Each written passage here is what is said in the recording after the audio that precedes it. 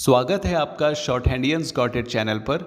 Videos अगर पसंद आ जाएं तो लाइक, शेयर और सब्सक्राइब कर दीजिएगा। लेटेस्ट डिक्टेशन और जॉब नोटिफिकेशंस को पाने के लिए बेल आइकन प्रेस कर दीजिएगा ताकि आपको टाइम पे आपकी डिक्टेशंस मिल सकें। Thank you so much.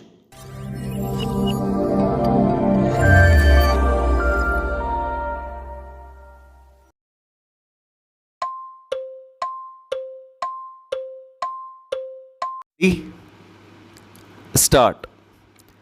The disappointment felt at his inability to fulfill his engagement then has accentuated our pleasure in finding him in our midst today.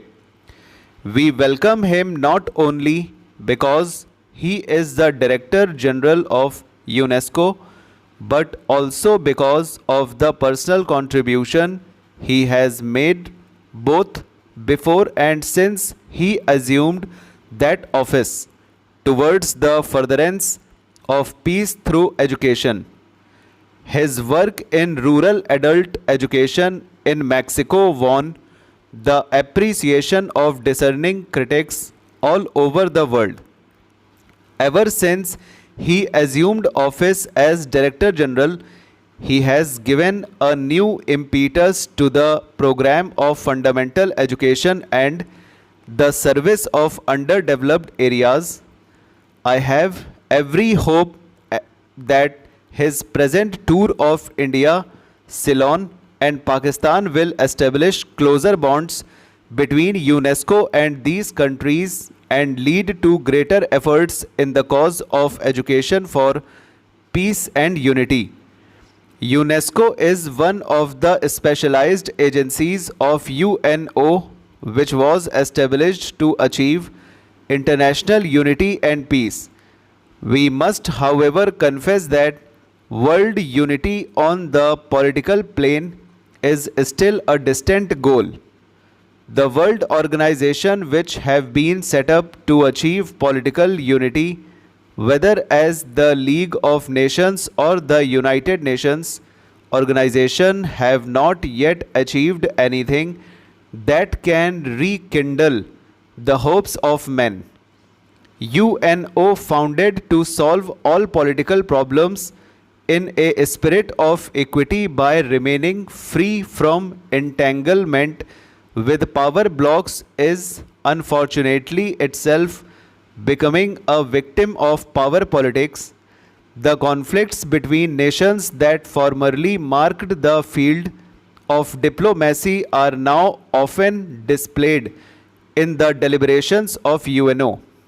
How can we then hope that UNO will succeed in its aims unless it can disentangle itself from the fact of political groupings and judge all questions from the point of view of international justice and peace?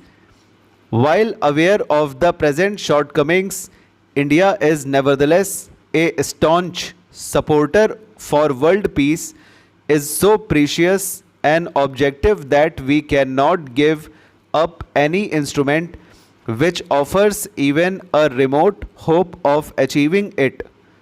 And what instrument of world peace can there be other than UNO? If therefore in this troubled world we can find any gleam of hope for unity and peace, it can be only through the activity of UNESCO. UNESCO rightly recognizes that all conflicts originate in the mind of man, and hence it is in the minds of men that the bastions of peace must be built. The emphasis here is on the cultural unity of mankind, to which different countries and different peoples have made their contribution. In UNESCO, one may therefore forget the clashes of take success and live in an atmosphere where representatives who oppose one another in UNO can cooperate in creative effort. I may cite as an instance the political differences which have divided our country from South Africa. India has rightly sought the help of UNO to remove discrimination and racial inequality that prevail in South Africa, but in UNESCO, we find that the representatives of South Africa cooperate with the representatives of India in advancing the cause of education, science, and culture. Education is basic to the creation of an atmosphere in which human beings can meet one another on a plane of friendship and equality. Stop. Over.